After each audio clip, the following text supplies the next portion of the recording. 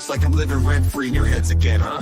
I mean, if you're gonna spend your days obsessing over me, you might as well start calling me something respectable. Maybe Daddy Shizzy, or better yet, Papa Nut. Who's the grown-up here? Alright, it's me. Let's go. Call me Daddy. Yeah, that's who I am. Running your mind's like a master plan. Papa Nut, Shizzy Daddy. Take your pick. Alone in your thoughts while you still act sick. Call me Daddy. It's what you mean. Why you chase the crooks and I take the lead? Living rent-free. That's my name. Go ahead, say it. Put some respect on the name. Man, I'm too old. Well, here's a surprise. I'm the one with the brains while you're stuck with the lies. You act like you're experts, but here's the reality. I'm the one controlling your mental reality. So while you're out there trying to throw shade, I'm sipping coffee and you're feeling betrayed. You're mad, I got the spotlight, now it's my time. So why not call me Daddy or Papa with a rhyme? I'm the landlord and you're just the tenants, stuck in your headspace with no end in sight, no repentance. Call me Daddy, you know it's true. You'd be lost without me, stuck in the glue. Call me Daddy, I'm holding your mind while you're scrambling, trying to find what's behind. Papa Nut, Shizzy Daddy, don't you see? You're living in my world now, I'm the VIP. Call me Daddy, just let it be. While you're trying to figure out your own identity. Oh, I see you're confused, trying to get it right. Spinning your wheel, you're out of sight. You think you got it, you got it, you know wrong. Running your mind's all alone. But sure, keep it short, you don't care, you don't care. But I'm still here, you got no choice, got no choice. My name, it's easier to own the game. Don't watch what you want, but you're obsessed. Every word I say, you put you to test. Call me Daddy, you know you should. Because I've been living free, and you know it feels good.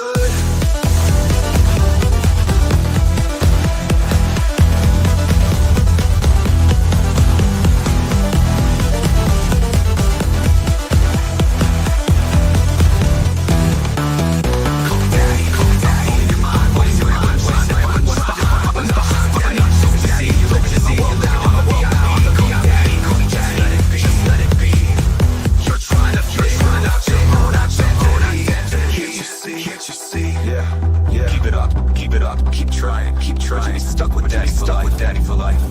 I'm Papa Nut, Shizzy Daddy. Owning your headspace. And there's no escape. Good luck with that.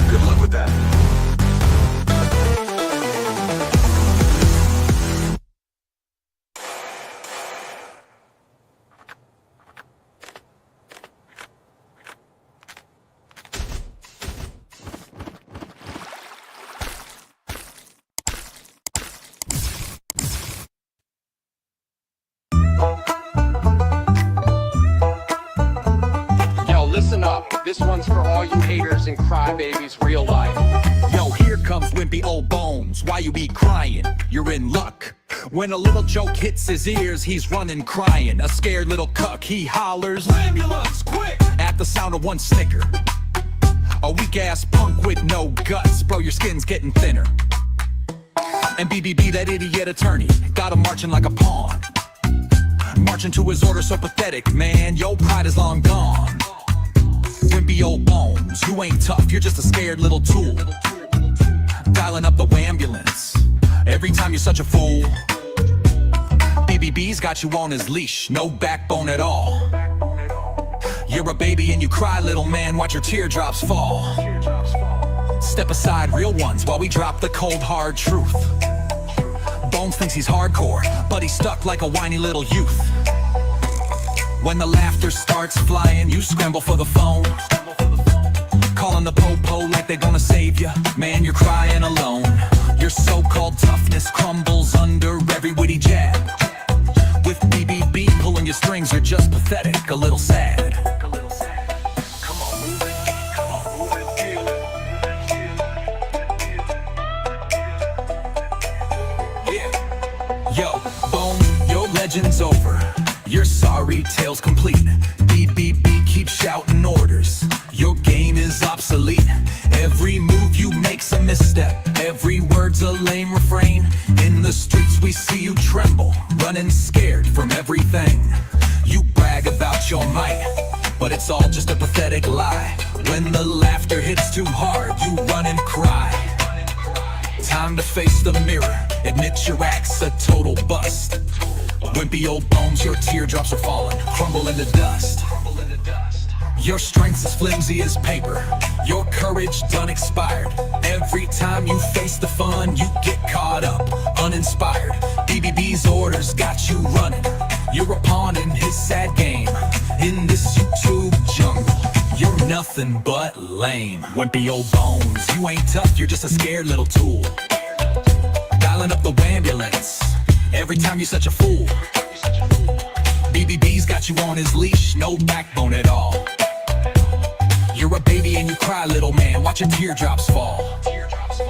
So here's the final word, Bones. Pop a nut in control and on the mic. When real strength comes to battle, you're weak, ass won't fight. Keep calling ambulance, running, crying, screech and squeal.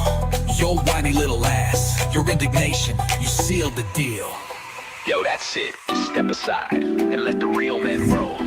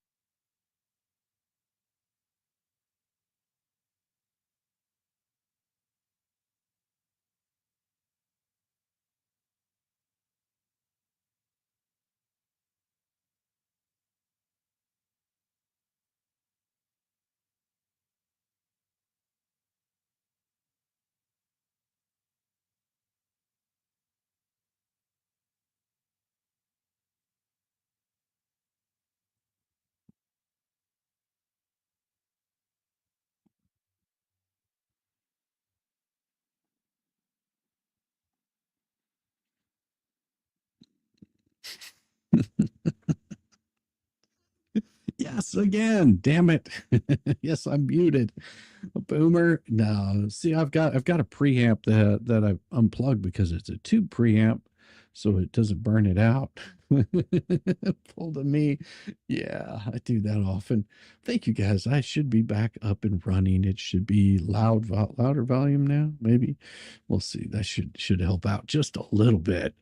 But yeah, I've got 3 more songs just like that I'm going to be playing throughout the night. If you guys are interested, hit some ones in the chat. They're not all identical. They're all just slightly different. Each one of them has a little bit of something different. Hopefully you could hear the music, at least. I'm hoping you could hear the music. That'd be really disappointing if you didn't. Oh, you want to hear it? If you guys are ready, I'll play another one right off the damn bat. Because I put these together, uploaded some of them into this, and then some of them I just was like, they won't load up in here. So like this next one. Oh yeah, here we go. Here comes wimpy old Bones, shouldn't be crying, you're in luck. But when a little joke hits his ears, he's running off a scared little cuck. He hollers, ambulance, at the sound of one snicker. A weak-ass punk with no guts, bro, your skin's getting thinner. And BBB, that idiot attorney, got him marching like a pawn. Marching to his order so pathetic, man, your pride is long gone. Wimpy old Bones, you ain't tough, you're just a scared little tool. Dialing up the ambulance every time you such a fool.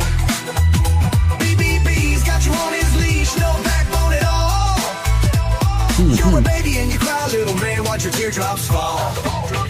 Step aside, real ones, while we drop the cold hard truth. Bones thinks he's hardcore, but he's stuck like a whiny little youth. When the laughter starts flying, you scramble for the phone, calling po-po like they your savior. Man, you're all alone, no roll alone.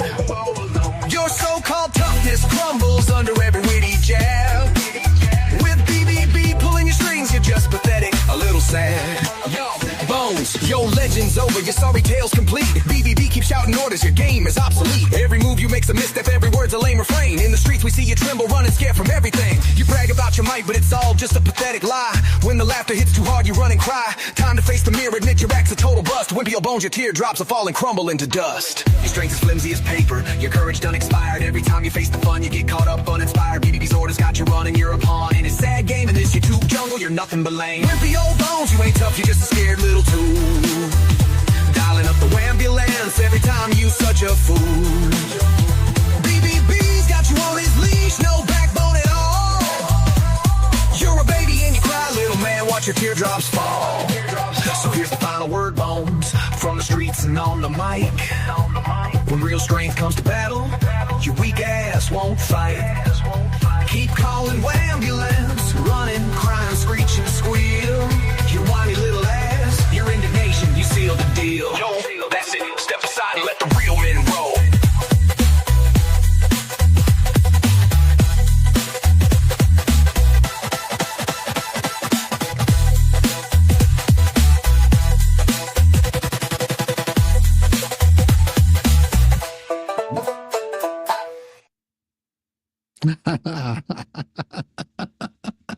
Yes, I had some fun today. Old Bones was whining and crying and boning, and he couldn't handle it too much anymore. Oh my, that was quite interesting.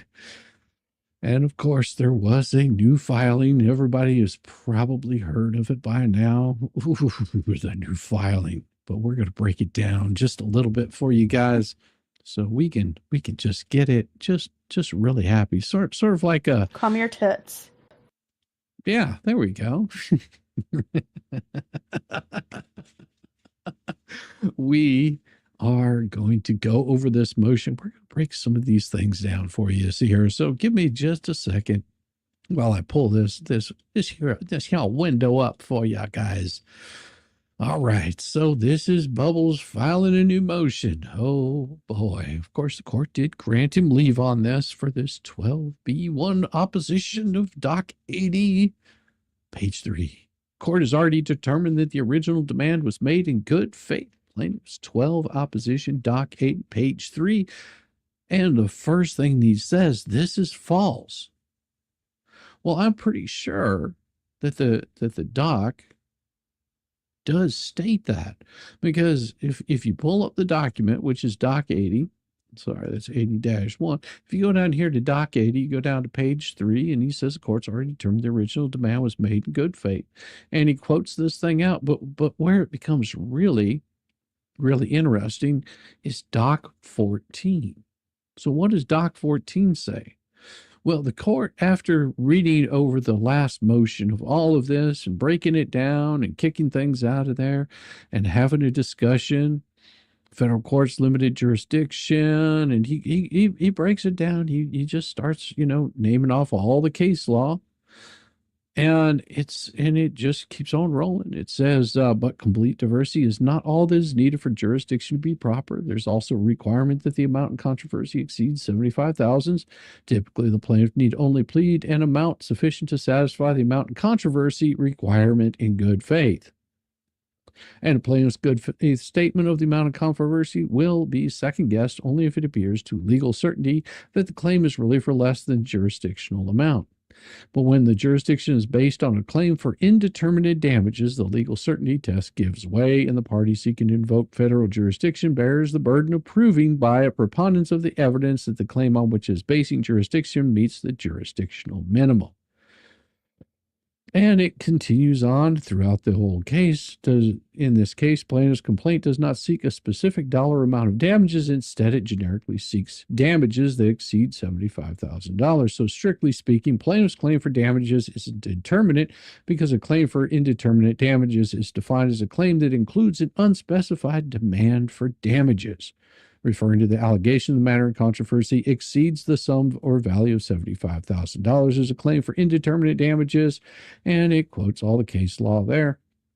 Because the complaint alleges only that the amount in controversy exceeds $75, the relief sought is indeterminate. Thus, the preponderance of the evidence test and not the legal certainty standard applies. Court can find the plaintiff has satisfied the preponderance of standard based on the factual allegations of this complaint. Finding that the plaintiff demonstrated the requisite amount of controversy preponderance when alleged factual support. Finding the plaintiff met, blah, blah, blah. Plaintiff's complaint in his affidavit state that he was successful. social media personality who makes his living from people subscribing, and goes down through all of this. Is the same stuff that we're going to read in the Shock It one. Plaintiff further alleges that plaintiffs have used their defamatory statements to stop supporting his business, and having to review the allegations in the plaintiff complaint and the information provided in the plaintiff's affidavit, the court finds it more than likely that the plaintiff has not satisfied the amount of controversy requirement. Defendants have allegedly engaged in public and coordinated campaign. There are few accusations that could be more harmful to a person than false allegations of sexually assaulting others, especially children. This is particularly true when falsely accused person. And it says it's not difficult to see how being falsely accused of doing this to children, along with other defamatory statements defendants have allegedly made, could cause plaintiffs, right here, could cause plaintiffs to suffer damages in excess of $75,000. So whenever Bubbles comes off that, they're basically saying that this satisfies it right there. Judge is saying that right there satisfies it. And what does he say? Oh, no. Bubbles is saying this is false. The court determined that the amount of controversy satisfied the jurisdictional minimum in reliance of 1332 and reliance on the contrived extortion claims. They weren't contrived. They were factual statements made. Oh, hey, Red Sox girl, how's it going? Good to see you. My Southern Red Sox girl coming in after Super Chance. That's all good. That's all good. The plaintiff contrives extortion claims giving rise to treble damages plus attorney's fees. That's not what the court says right here. The court says could cause the plaintiff to suffer damages in excess of $75,000. Right there. Judge says right there in that document. Hey, how's it going? Tug Ray, welcome. BBB thinks defamation should be less than $100 at most. It's not difficult to see how being falsely accused of this, along with other defamatory statements, defense allegedly made could cause plaintiffs to suffer damages in excess of $75,000. And it also says that this one right here, Lustwick versus Stone, awarding the plaintiff $700,000 in damages for defamation, where the defendant referred to the plaintiff publicly as someone horrible. Additionally, plaintiff has brought other claims. Plaintiff prevails on that claim. He may receive treble damages. So this is in addition to anything in excess of $75,000. Courts should consider availability of treble damages when deciding the amount and controversy of requirement has been met. See? So that could also be included.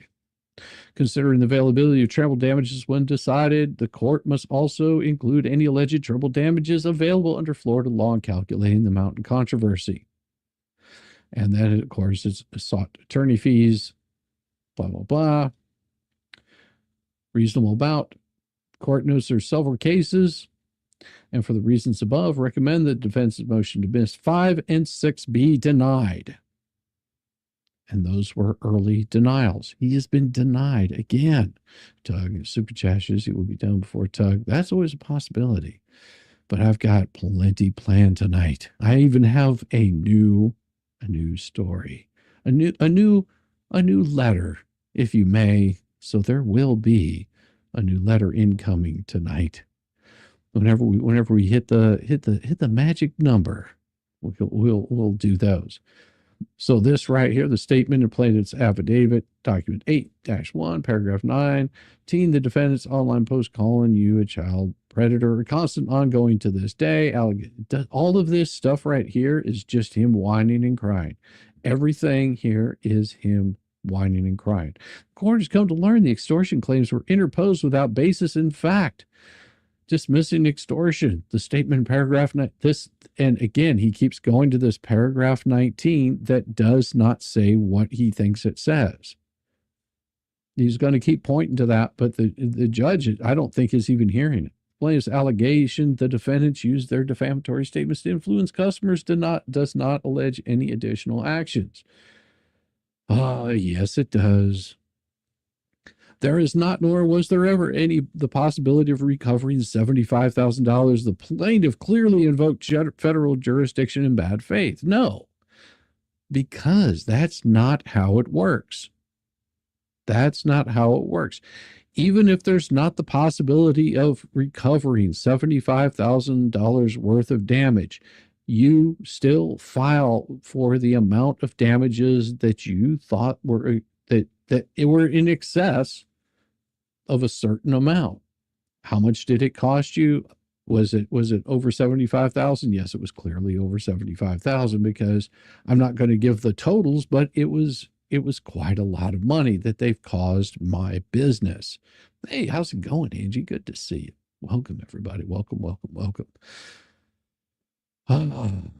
The plaintiff's memorandum, Doc 80, states on page 5, regarding the motion's claim that plaintiff cannot identify a single person or saw the defamatory signs others as impanaged. Therese Granger, Stephen Granger, defendant's counsel disproved this himself recently in the deposition of Miss Amanda Martin.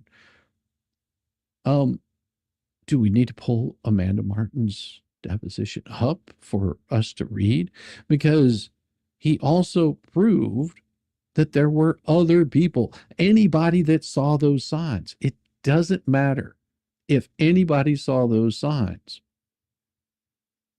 Anyone, not just, oh, well, these were the people that pulled down the signs and they're friends of his and they would never believe it. It doesn't matter. Anybody saw those signs. That's defamation per se. Geez, does he not get this? Apparently he doesn't. Apparently he doesn't understand this. And of course, then he goes off and says, distorts Miss Martin's testimony. The motion claimed the plaintiff cannot identify a single person. But see, here's where we get into the silliness of it. Because right here, he says, whereupon, blah, blah, blah, dutiful in your office. Did you hear about any road signs around Otter Creek, around town in Otter Creek? No, you just heard there was a case. Yes. And then during cross-examination, he buried himself. Do you have any knowledge about road signs, handwritten signs calling Mr. Hales a child rapist? She says, to be very honest, only through some of the YouTubes that have been sent to me since all this, I didn't know anything about any of that when this was going on. So just since that. And since then, what compromises your knowledge about this topic? Is it seeing YouTube videos? That's it. On your own, you say people send them to you. So she has seen the signs. Up here, she says, did you hear anybody at road signs? No. What does she say here? Yeah, I heard about the road signs. I've actually seen videos of it.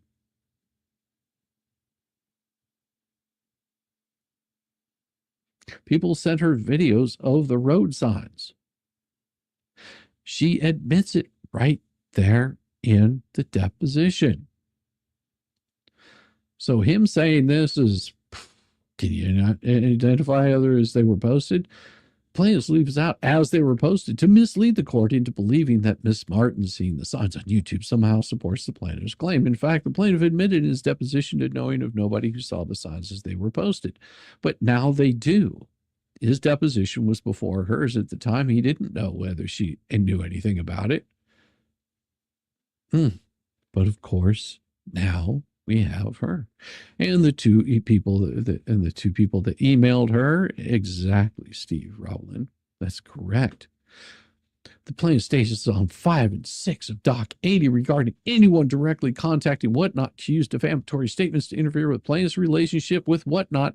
Again, defendant's counsel has recently provided such evidence. This occurred Monday, February 17th, 2025, when defendant's counsel emailed Mr. Cam, a Whatnot Inc. representative, followed by excerpts of the email in question. And of course, besides the plaintiff's tacit admission of having no other evidence to support his claim of interference, the undersigned did not email Whatnot representative Mr. Camp. That's a lie. This right here is an absolute bold-faced lie. He did reach out, did contact. And all you have to do is look at the email right here. All you have to do is look at the email. Mr. Shockett, I do not know what machinations you are orchestrating by copying me on this communication. I have no obligation to provide a proposed order of confidentiality, though I did specifically provide a stipulation to maintain confidentiality in writing, but you ignored that because your purpose has been to exploit the issue of production of this contract as long as possible in order to waste time. Mr. Cam should know. Mr. Cam may be interested. I invite Mr. Cam to reply here stating whether or not anyone at Whatnot has any information about. So right here, thank you, Tracy Weldon. I appreciate you so much. That's going to get you some love right there. That's going to get you some love, sweetheart. Thank you for the 5 gifted memberships. Thank you. Thank you so much. And all you fine people, if you find yourself with a gifted membership, make sure you thank this lovely lady. She has earned a star on the helmet of love. So right here, he is very much stating that it wasn't that he did not know he was not sending it. He's made it very clear throughout this whole thing that he's sending this out. Yeah, Bruce left out about half that email to make it sound like, oh, it wasn't as bad. Well, and that's only for the YouTube fools. Hey, welcome, Melody. Good to see you. I love the stripper pole. It's not a stripper pole, she tells me, but it looks like one, doggone it. Facts suck for BBB. Yes, they do. They suck big balls for Mr. Foreskin.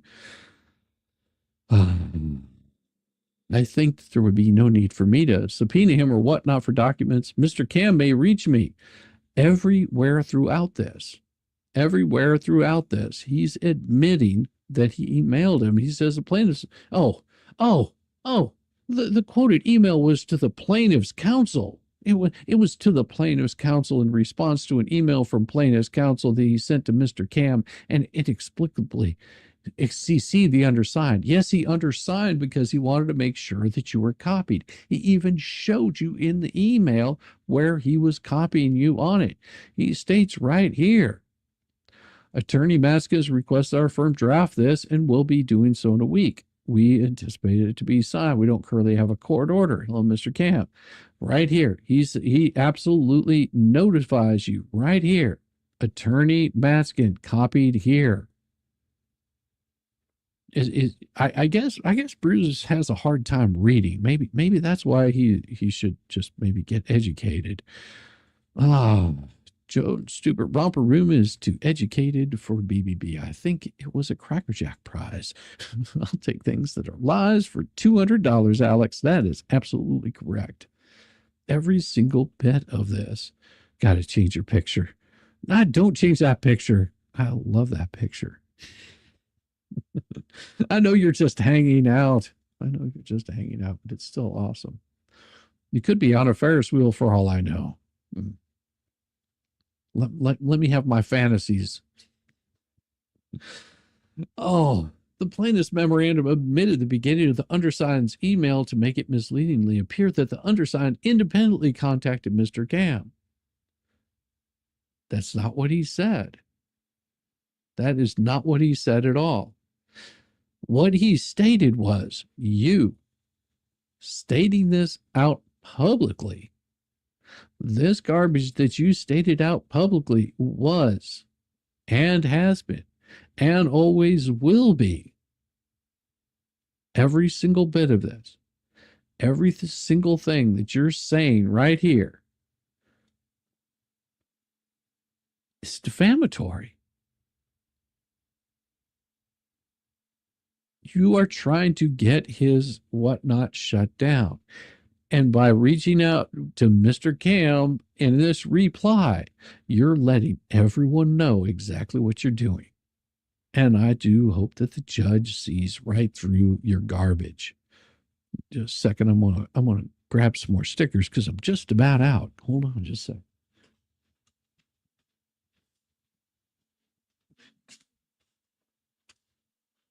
The super chat's been rolling in, and I've been going through those stickers like crazy. Jam could have been my wording. Jam. JWH. Wonderful, wonderful. Just what the hell? Mm-hmm. New England, Bruce Brennan lawyers in New England with B names are just bad for everyone. Yes, we already know that he did that. But that is something that I'm sure will be brought up at some point in time in one of the multiple court cases that they currently have going. Hello, Pawpaw Nutsack. May your nuts always be fruitful. Well, thank you, my Joe. I appreciate it. I hope they are. And multiply. And of course, he did not leave this part out of that at all. He did not leave this part out at all. He has the exhibit right here. Is the exhibit. As you can see, I do not know. See, right there. Right there. He has it right there. Has it right there. The plaintiff and his counsel accused the undersigned of fabricating a quotation from legal authority, going so far as to reprint the entire 2 pages of a U.S. Supreme Court decision Rosado they claim was falsely quoted in the defendant's memorandum. We'll see Doc 80, page 7 through 9. No, actually, we don't have to go and see that particular doc because we'll just pull up the doc that we pulled it from. This right here was what you filed, Bruce, your own freaking words. Why don't we just go down here? Why don't we just go down here and see exactly what it was that you put in here? In particular, it is important. Emphasis is added. Whether the amount claimed in the complaint was made in good faith or whether plaintiff was consciously relying on flimsy grounds to get into federal court. This right here is what you have highlighted. See Rosado v. Wyman, 397, U.S. 397, 404, 90, and then you go through all this right here. And in parentheses, distinguishing initial unsustainability from consequent mootness, another critical ethical factor in this existence of any state limitations bar to refile in state court, and then you put another quote of a citation in here, which would be this right here that you're trying to quote. See Rydor v. Andrews versus Federal Credit Union, and then you go down here and you quote after that Shannon versus Hale. Okay? So your complaint is saying that they falsely quoted. I don't think they falsely quoted anything, but why don't we just take a look? We'll just go down here because I think he said it was page 8 through 9, 7, 8, 8 through 9. Actually, it's 7 through 9. As you can see, defendants also purport to quote from Rosado v. Wyman. 39 U.S. 397, 90 citation by stating using quotes. In particular, it is important to consider whether the amount claimed in the complaint was made in good faith or whether plaintiff was consciously relying on flimsy grounds to get into federal court. And of course, there is exactly how you printed it on 68. Same thing right there. This is exactly what you put it in there, and then you put C. Rosado v. Wyman right there. They falsely claim as quoted in defendants. 7 through 9. Defendants have obviously fabricated these phrases from a whole cloth while presenting them as purportedly being from the United States Supreme Court opinion Rosado. Exceptionally, defendants use the quotation mark misleads the court into thinking that this is a direct quote from the cited opinion. It was. That is what you did. That is how you wrote it. If you don't know how to write legalese, maybe you ought to get off the ChatGPT, and then you can maybe do your job correctly as an attorney. The alleged fabrication is, in fact, a direct exact quote from the Shanagan decision, which is cited following the quote. No, it's not. right here is what you've got following the quote. In particular, the important to whether consider the amount following the quote. Rosado v. Wyman, right there, distinguishing the mootness. Right here. Do you see what you put in here, dumbass? We see exactly what you put here. Hey, Deucey, off of Disney, Pinocchio. Lay off your Disney. Maybe it's a medical condition. Deuce's brain squished right out of his ear when they were trying to cram all those walrus nuts in his broken biscuit boy and Lynette's big mouth into the clown car. Possibility. This guy's going to throw all that shite he can and see what sticks just to piss off and cause crap learning as he goes and still doesn't know anything. Good night, Debbie Webb. You have a wonderful evening. It's 4:40 in the morning, but you can't stop following the story. I know, Mojo. That just happens. Right here is what he quotes, and he says it's from Rosado v. Wyman, and he has it, and then he ends it with a period. The period ends the sentence. If you don't know how to write a sentence, that is not your problem. Well, and this alleged fabrication is, in fact, a direct exact quote from the Shanahan decision, which is cited following the quote. No, you added that, which was citing something else. What did you add that was citing it?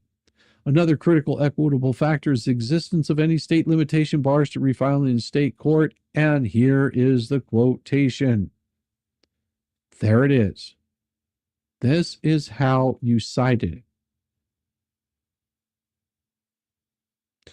This is what you cited.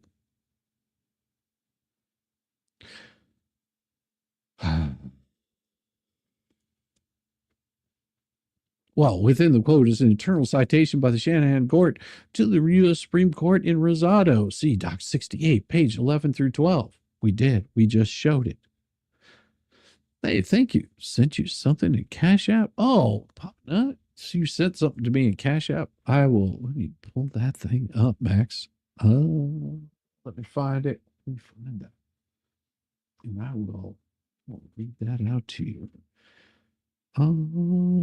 Max Lab, thank you so much. Sending out wonderful $2 from Max Lab. Thank you for a drink on me, Max Lab. Thank you so much. And yes, I am having a nice beverage. It has been a long, busy week, and I was just like, end of the month. Have a nice drink. Thank you, Max.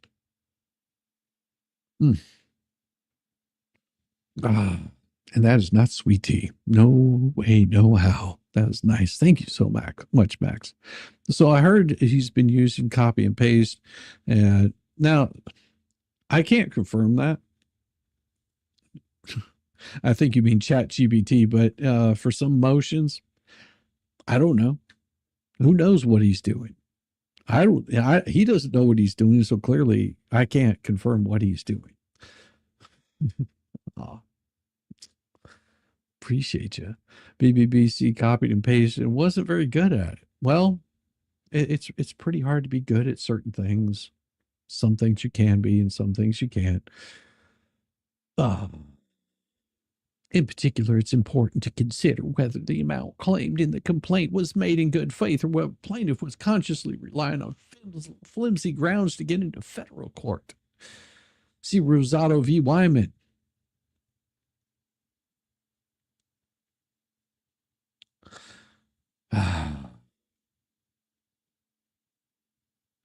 He didn't admit this. You're putting something in omitted by the plaintiff. Because if we put down here what the plaintiff actually wrote right here, he says in particular, it's important to consider whether blah, blah, blah, distinguishing initial insusceptibility and subsequent mootness, period. He quoted exactly what you put in there. Right there. He put in exactly what you typed in.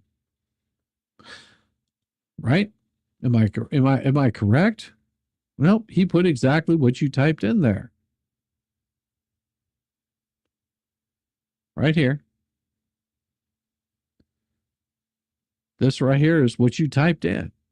This right here is exactly what he put into that pleading that you filed. He didn't omit anything. Another critical equitable actor's existence of any state limitation bars to refile in state court. Because this is the way you filed it. Two separate things that were being said. The undersigned does not fabricate legal authority, has never been so falsely accused in 27 years of litigation practice. Oh, wait a second. That is incorrect. Sir, you're a liar. This right here, the underside does not fabricate legal authority. Oh, no, sir. That would actually be incorrect. That'd be quite incorrect. Do we need to maybe we should talk about this this nice grievance complaint? Is that maybe what we should do? Should we pull up the grievance complaint that we have?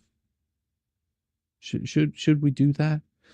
Should we say that you've been accused of fabricating legal authority? How did that end for you in 2024? Grievance committee had a lot to say about that. Well, we'll get to that later. That's coming up. That's coming up later. You want to see the grievance complaint? He's never been falsely accused. Exactly. The grievance complaint was not fake. No, he's not technically correct. He is not technically correct at all. Sorry, but that would not be technically correct at all because he wrote it improperly. And then on top of that, he started quoting, and any time that you're writing anything that has to do with legal authority and saying, well, I just misspelled a word, and then attacking judges and the counsel. Yeah, we're going to go over that a little bit later on tonight about him threatening witnesses. States he's never been falsely accused. So in effect, he's been accused positively. Very true. Ah, yes. He's been accused positively. To bolster the false claim of a fabricated quotation on 9 of 10 of Doc 80, the plaintiff rehashes a prior also false accusation that the defendants cited fake authority prior to 12B motions that were filed pro se. No, that's your own admission, Bubbles. See, all he has to do is he has to prove those admissions that you already made online, that you wrote all of those documents and gave them to Lynette to file. Are you saying you didn't write those? He fabricated legal authority when he told Shara he was Lynette's legal representative. Before the case was filed, was the only protective case active. He wasn't her lawyer yet. The old saying goes, a fly can find crap once in a while. The wins he gets was the fly finding the crap, and that's because the others never showed up. I'm lucky to have the rest of the week and next week. Carnival in Germany. Talking about Carnival, no one can stop me now drinking Kentucky's finest. Prost. Oh, well, damn! Now I'm gonna have to pour myself a drink, Majo. That's pretty awesome. Prost.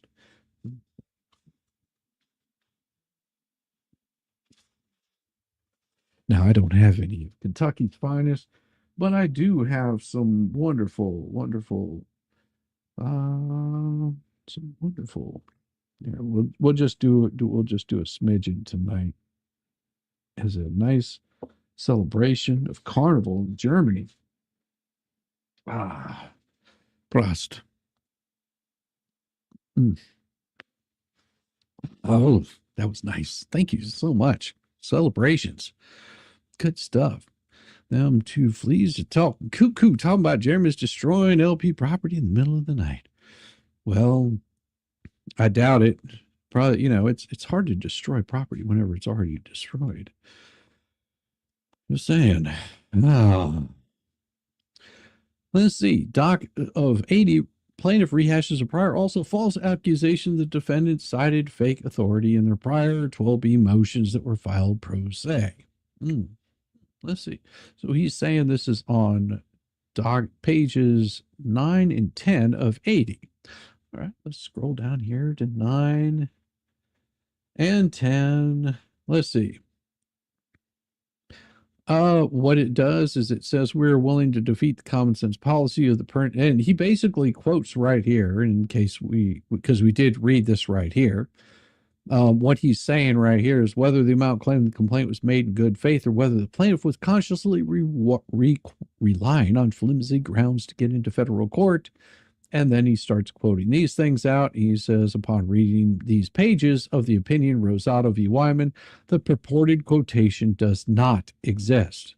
On remand, the district court correctly considered mootness as a factor affecting its discretion, not its power, in the balanced policy and considerations upon the doctrine of pendency, and on and on. And then, of course, it talks about the United Mine Workers versus Gibb, United Workers versus Gibb to the effect.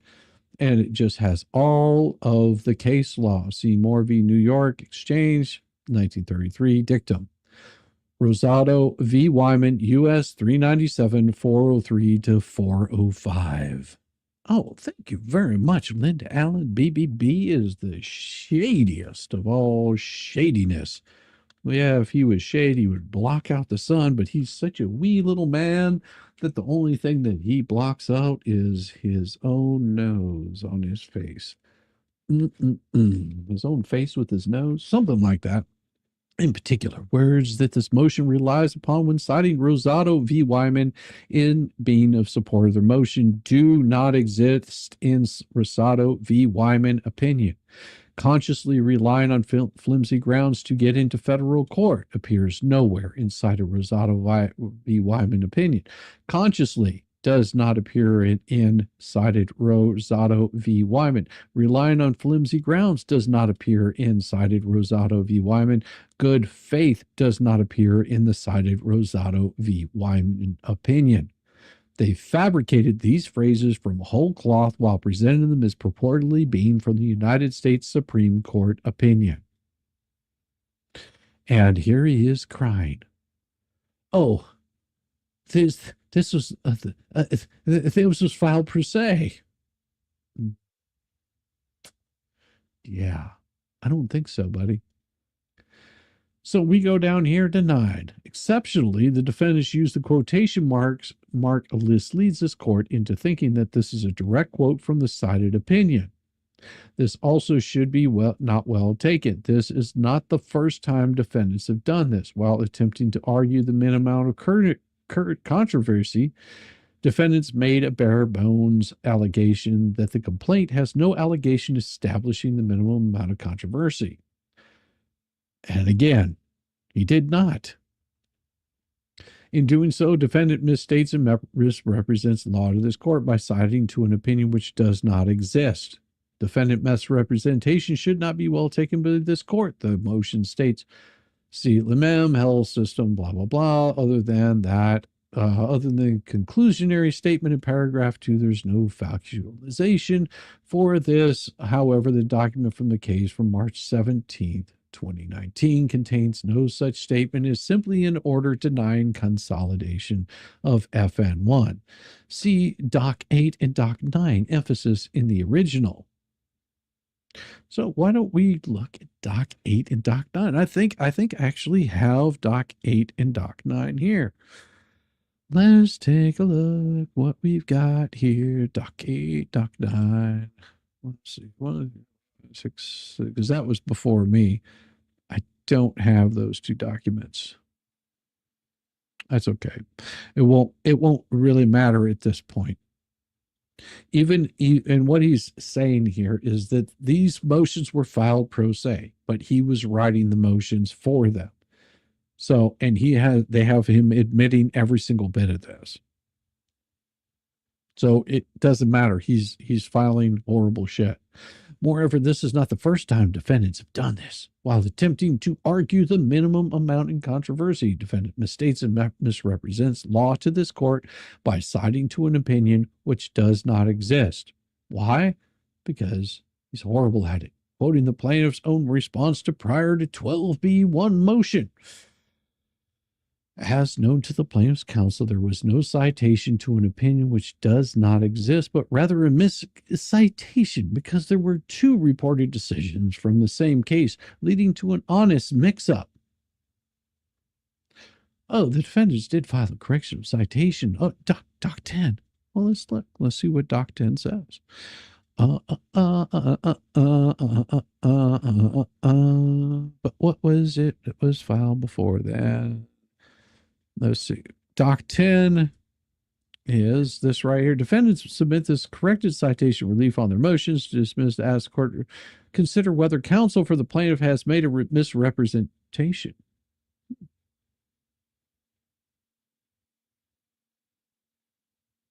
So you filed this right here.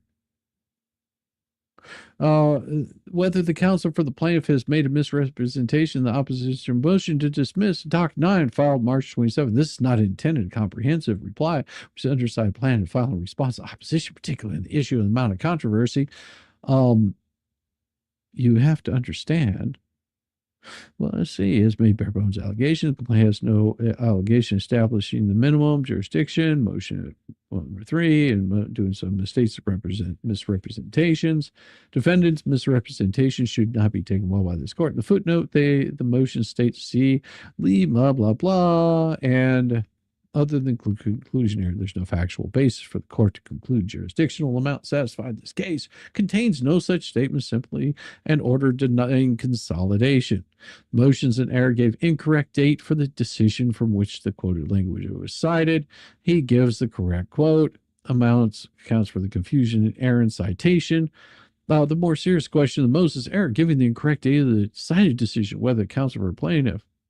Oh, so you filed it. This wasn't pro se.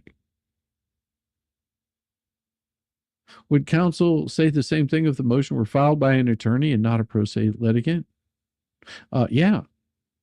Because if you're acting as a pro se litigant and you're filing those kinds of things, you're just as, then that is you misquoting a citation.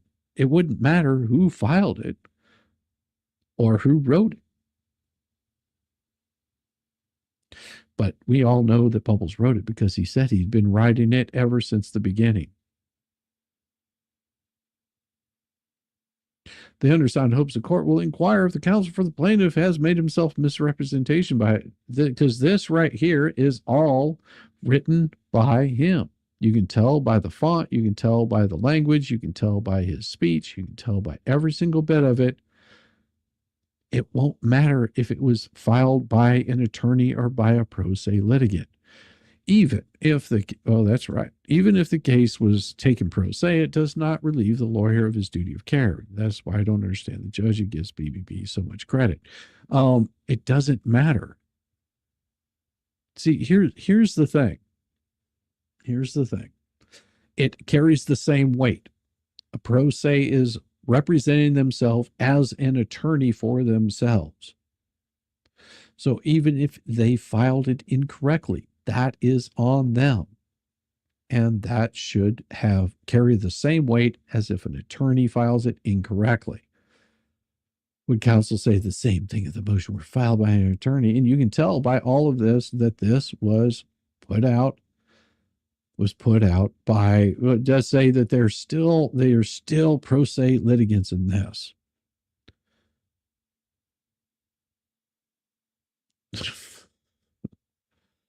No, he's not. Well, this shouldn't be happening because he should be banned from here. There we go. Now he's not. Bye, asshole. Yes, it had to be even if the case, even if the case was taken pro se, it does not relieve the lawyer of his duty of care. That is why I don't understand the judge. He gives BBB so much credit. Yeah, he's gone.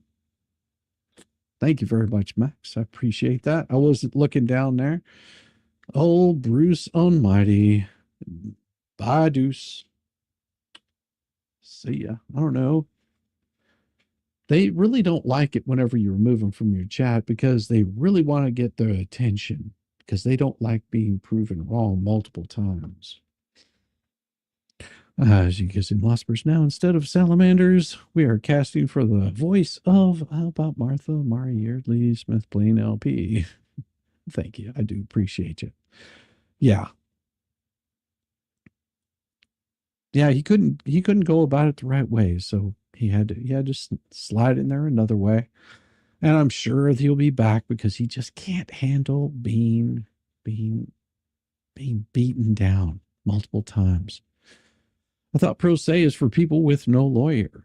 Yes, but see, he was writing for them. He's already shown that he was writing those for him. So he was doing this without being their counsel, which is a big no-no. I'm sure the judge will be really happy to find that all out. Some cases leading up to the honest mix-up, the defendants filed the corrected citation, of course, because you wrote it. Nevertheless, as if doc number 10 didn't exist, the plaintiff misleads the court that the defendants fabricated authority. But you've already fabricated authority before, multiple times. The plaintiff no longer claims a minimum amount in controversy of $75,000. I'm pretty sure that that they never did. They said everything exceeded it. The plaintiff's 12B opposition does not attempt to argue that there remains a $75,000 minimum amount controversy, but rests on the absurd and unsupported notion that once a plaintiff hoodwinks the U.S. District Court to exercise federal jurisdiction, the court may not later dismiss the case. Yes, the court could later dismiss the case, but must allow the abuse of federal jurisdiction to continue even after finding that it was invoked in bad faith. But it wasn't invoked in bad faith. You just did really, really garbage. Tell Grader that YouTube struck again and unsubbed you again. Dang it. Oh, sorry, Polly. That does happen. I don't think that was him because of his comments. Well, if he's going to come in there and use that name, he'll be removed. Tough. That's how it goes. And and if he's got a problem, he can reach out to me via email. If it wasn't actually Bruce, that person can reach out to me via email, and I'll have a nice little conversation with him. Wait, that was not the real BB. Doesn't he have more important things to do, such as throwing his clients at the mercy of the court? The judge has said several times this case will move forward. Yes, the judge has said that, but rests on the unsupported notion that once the plaintiff hoodwinks the U.S. District Court, so you're accusing them of hoodwinking the district court? Oh, and instead of trying to justify interposing factually baseless extortion claims, doesn't have to. The court said this is moving forward. You might be confusing this with the case that you're being sued in, Bubbles. That might be the problem. Yeah, I've already removed him. Online post calling me a child predator to influence the exercise of federal jurisdiction plaintiff's opposition ludicrously and falsely asserts that society legal authority supported dismissal of cases like this, consciously relying on flimsy grounds to get into federal court, is fabricated. This lawsuit is consumed. Let's see what we got here. It's fabricated. The lawsuit has consumed the court's time and the defendant's lives for long enough. The plaintiff cannot meet the jurisdictional minimum. The plaintiff's abused federal jurisdiction. The plaintiff tries again to mislead the court and to overcome dismissal. His lawsuit should be dismissed at this time. Oh, wait a second. Didn't the judge already tell you not to file these kinds of requests until after discovery? Pretty sure that's what the judge said, not to file those until after discovery. Moreover, the plaintiff's counsel emailed February 24th, admitting in a response to document requests for evidence of the plaintiff's lost income that damages are purely speculative. There is no such evidence at this time, as this will require an expert who is being retained. His report will be evidence of lost profits.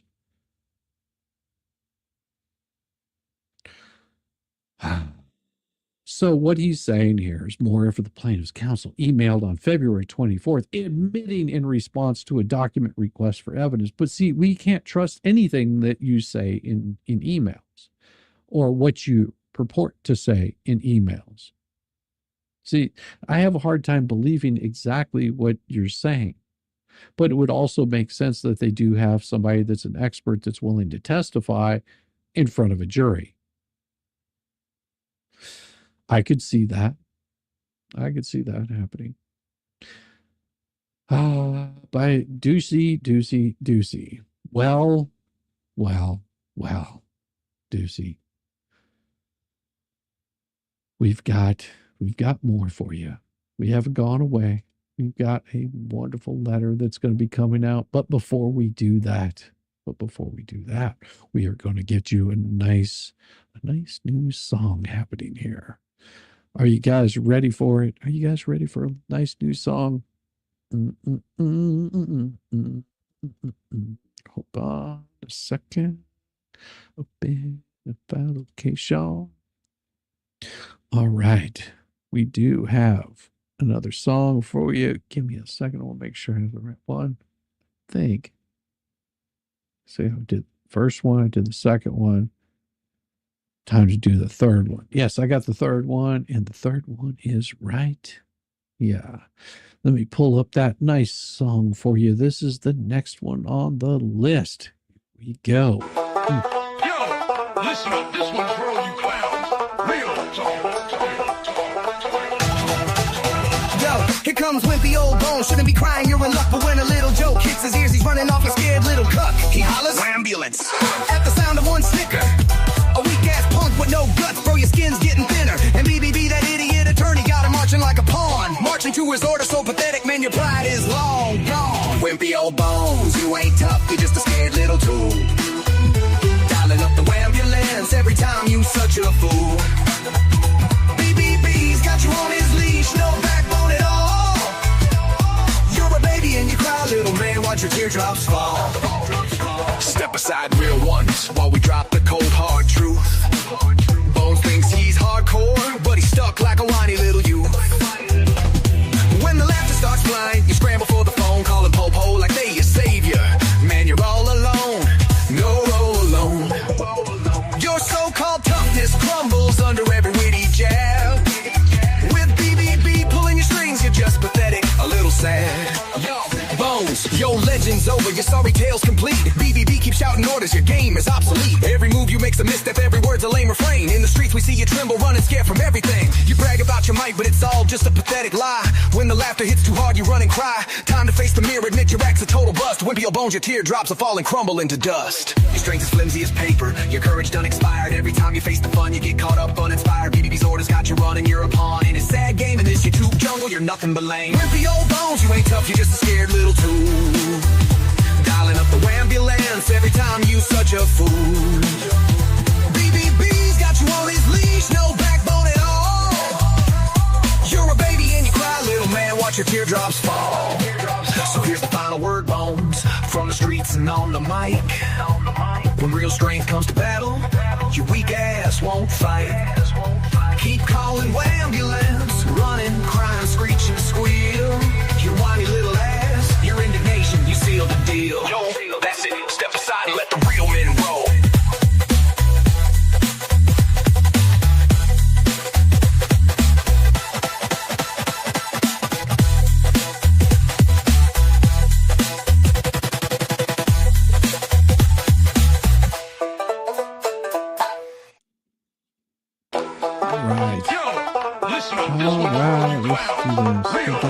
Hold on just a second. All right. What it was is that was actually Bruce Manskin, not Deucey himself. That was Bruce Manskin. So Bruce Manskin, I did put you back in there. That was my mistake. It was my mistake. I got a little trigger happy there. So I'm sorry about that, because you have been a really good supporter of this channel and hanging out. So yes. I'm getting soft. No, there's a difference between Deucey, and then there's also Bruce Manskin. Not Matskin, but Manskin. So I did allow him back in. Sorry about that. I got you. It happens. You're good. I got you back. Sorry about that. I had to go and double check. I was like, I don't think he would make a double copy of his name. It sounds like the guy in a shaving commercial. Exactly. No, it's okay. No, don't you worry about it. I've already taken care of and corrected that issue. So he's back in there. He's good. I apologize for that. So you're absolutely fine again. Yes, it happens. And we do make these mistakes. All right, let's hear the last one. The last one that I did. This is the last song that I put together. And it is gonna, because it's such a large file, that I have to put it on a different thing. So I'm sorry if you get any sort of echo. That is not my goal. Sometimes it does happen, but this is the last one that I've got, and let me present that. And I'm going to show you this one here. Video file. Let's pull this thing up. No, it ain't going to show us a video file. I have to present it as a whole screen. Darn it. That sucks. Entire screen. Here we go. Boom. And let's share the audio. There we go. All right, here it is. Yo, listen up. This one's for all you haters and crybabies, real life. Yo, here comes wimpy old Bones. Why you be crying? You're in luck. When a little joke hits his ears, he's running crying. A scared little cuck, he hollers When it's quick. at the sound of one snicker. A weak-ass punk with no guts, bro. Your skin's getting thinner. And BBB, that idiot attorney, got him marching like a pawn. Marching to his order so pathetic, man. Your pride is long gone. Wimpy old Bones, you ain't tough. You just a scared little tool. Dialing up the ambulance every time you such a fool. BBB's got you on his leash. No backbone at all. You're a baby and you cry, little man. Watch your teardrops fall. Step aside, real ones, or we drop the cold, hard truth. Bones thinks he's hardcore, but he's stuck like a whiny little youth. When the laughter starts flying, you scramble for the phone, calling the po-po like they gonna save you. Man, you crying alone. Your so-called toughness crumbles under every witty jab. With BBB pulling your strings, you're just pathetic, a little sad. Come on, move it, feel it.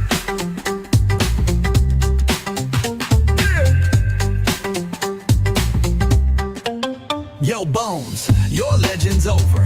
Your sorry tale's complete. BBB keeps shouting orders.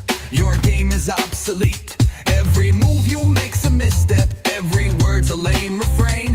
In the streets we see you tremble, running scared from everything. You brag about your might, but it's all just a pathetic lie. When the laughter hits too hard, you run and cry. Time to face the mirror. Admit your act's a total bust. Wimpy old Bones, your teardrops are falling, crumbling to dust. Your strength's as flimsy as paper. Your courage done expired. Every time you face the fun, you get caught up uninspired. BBB's orders got you running. You're a pawn in his sad game. In this YouTube jungle, you're nothing but lame. Wimpy old Bones, you ain't tough. You just a scared little tool. Dialing up the ambulance every time you such a fool. BBB's got you on his leash. No little man, watch your teardrops fall. So here's the final word, Bones. Pop a nut and control. And on the mic, when real strength comes to battle, your weak ass won't fight. Keep calling ambulance, running, crying, screech and squeal. Your whiny little ass, your indignation, you seal the deal. Yo, that's it. Step aside and let the real man roll. Yo, that's it. Step aside and let the real man roll.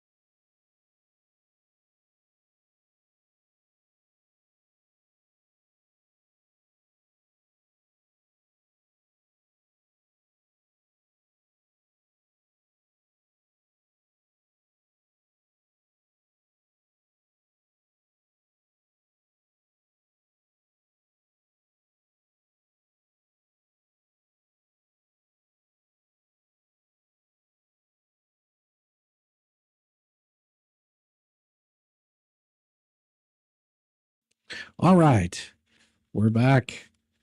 Can't hear me. Must be muted again. Yes, I muted it because I wanted to make sure that that wasn't where I was getting the actual double sound.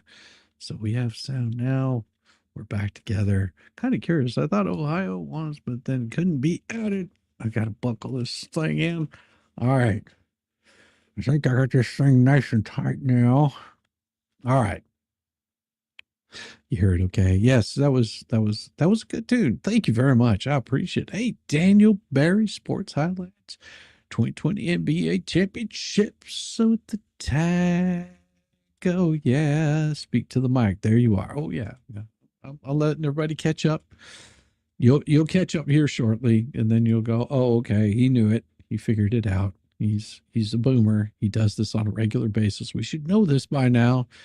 That he mutes things. Can someone explain why?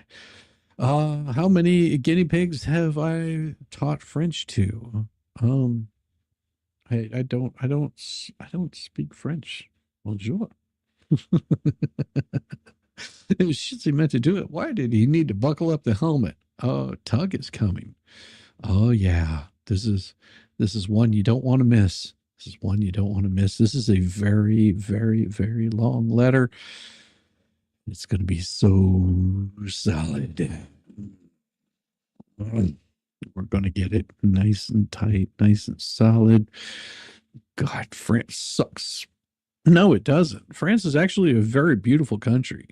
A very beautiful country. If you get out of like the cities, you know, it's really nice. It's really nice out on the countrysides. Can someone please explain the BBB thing? That BBB is a bruise. So if you're interested in finding that out, go check out Megan Fox's channel. She has a TLDR, which means that she did all of the reading and the research on it, and she gives very short summaries of explanations of what's going on with this. Welcome Tug Raiders. Welcome Tug Raiders. Tug Raid. Yeah, if you're wanting Megan Fox, Tug Raid. Yes, if Megan, we got a gentleman in here that wants the breakdown. And you're our mod, so throw a link up there to where this man can find the information so he can understand what's going on with this whole legal case. And he will, once he gets a link to that, he can go check that out and he can say, hey, now I'm caught up with a little bit of what's going on because your TLDR was absolutely wonderful. Tug made us come here. Well, you're getting ready for the next letter. The next letter is going to be wonderful. Love the helmet. Thank you. Thank you. We're getting ready to fire up the Megan and Tug raid. Yes, yes, we're getting ready to fire up that open letter. I knew it was, I had a feeling it was coming along. It was just coming in there. Exactly. See, there you go. There is the link right there. And if you want to, I think I can pin that up there. Let me see. Go back, because I accidentally kicked out Bruce Manskin instead of, somebody said Bruce is in your chat, and I was just like, it was a different Bruce. So I feel bad, but I got him back in here. I removed the removal, so you should be good to go. And what I'm going to do is see if I can pin that up there to the top of the chat. Oh, thank you very much, Sticky Widget, with that. And we are going to pin that up there. So if you want to catch out that information, Megan has given a good breakdown of that, and go check that out, because that's really, really good. Oh, you're going to get the letter. You will get the letter. Don't you worry about that right there. Sticky Widget with the 5 gifted memberships. That means I'm going to give you a wonderful pentagram, or commonly known as a star, right there. Right there. Got you a new star. It's a nice, cute little purple one, too, for you, Sticky Widget. Thank you for the gifted memberships. That is always appreciated, and does help support this channel. You would not believe how well that does. Oh, that video was awesome. Yes, it was. That video was awesome. Megan did a really good job on that. Shissy never writes me letters. Son, you don't want me to write you letters. You don't want me writing you letters. They're brutal. You don't want those, because they're usually a roast, and tonight is going to be no different. Let's see. We got a new one right there. All right. Thank you. Thank you very much there, Max J. Hip. I appreciate you. Grandma Megan Fox, it's a boomer bad time. Yes, it is boomer bad time. All right. Let's get this thing fired up. We got to get the shared here for you. Present. We're going to share that screen, and the open letter, and we're going to share that. And then, of course, we've got to get the music for it. Let's get that turned down just a little bit so it's not blasting you out. All right. An open letter to Bruce Bubbles Deuce Skin, legal disaster extraordinary and master of fake legal citations. Oh, dear Bubbles. Well, well, well, look who's back at it again, slapping together another masterpiece of legal incompetence.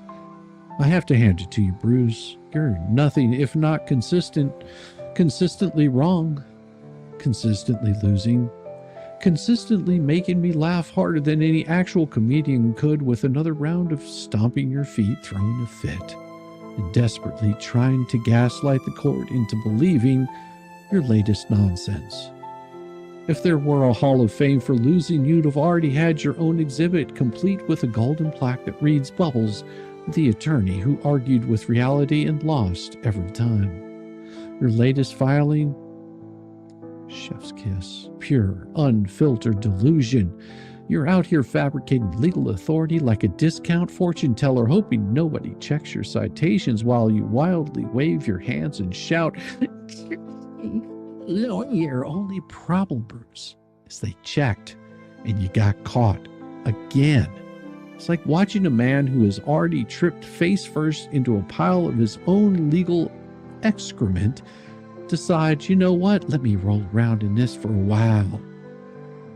The court was hoodwinked. Hoodwinked, I say. Oh, so now the court was hoodwinked into federal jurisdiction. Well, that's rich, considering you're the one who keeps filing bad faith motions like a degenerate gambler, doubling down on his losing hand, a guy whose entire legal strategy revolves around filing garbage to stall, then crying when it backfires. You argued there was no jurisdiction and lost. Then you whined that the case should be moved to Gainesville from, let me double check, pretty sure, to Gainesville. From Gainesville to Gainesville, and you lost. Then you tried reconsideration and you lost again. You tried making up case law and you got caught. You faked a legal quote and got caught. Now you're back saying the whole case should be dismissed because the court made a mistake believing Hale's claims. Bruce, you are the mistake. Your argument is basically, Your Honor, I lost so many times that I now demand a do-over. I have to assume you have a fetish for getting wrecked in court because nothing else explains why you keep setting yourself up for all these L's. Ah, the legendary Bubbles defense. Your Honor, nobody saw the defamatory signs, but if they did, they don't count. But if they do count, they saw them the wrong way. Bruce, do you even hear yourself? The court-appointed victims advocates saw them. Multiple people saw them online. Your own clients acknowledged the signs existed, but here comes Big Brain Bruce arguing, yes, but they didn't see them as they were posted. That's different. Is this a joke? Are we on hidden camera? Bruce, the law doesn't work like an Instagram story. You don't get to argue that the defamatory signs somehow reset like a Snapchat after 24 hours. Are you trying to argue that unless someone physically witnessed the signs being stapled to a stripper pole in 4K resolution, they don't count? If people saw them, they saw them. Full stop. What does that even mean? Bruce, this level of stupidity should be illegal. Number 3, I didn't contact whatnot. I just replied all by accident. Now this one is priceless. You got caught contacting whatnot, a key player in Hale's business. Now you're lying about emailing whatnot. Interference is interference. You got caught trying to play dirty, and now you're scrambling, buddy. Instead of owning it, you're now screaming, I just hit reply all. It was an accident. Your excuse, the email wasn't meant for them. It just happened to land in their inbox while you were mid-wine about the case. Bruce, do you think the court is as dumb as you?